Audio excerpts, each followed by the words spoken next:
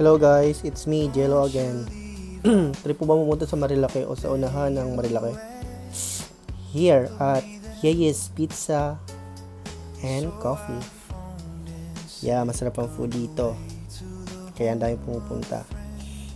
So, umorder kami dito ng pizza, cheese, and fries, mango shake, and then yung pasta nila masarap, yung seafood pasta, and then yung hot tea.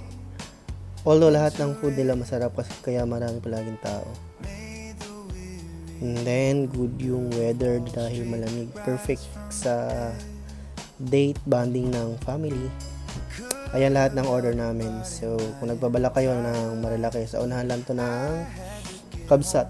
And then pumunta kami dito sa lagpas lang ng El Clasico campsite. Napakaganda ng view dito, malamig. Then may mga coffee shop na lokal dito sa gilid. Ganda ng view pero pang-uulan, and then still malamig. Napakasarap mag dito, unwind at magkape. So yun lang. Bye.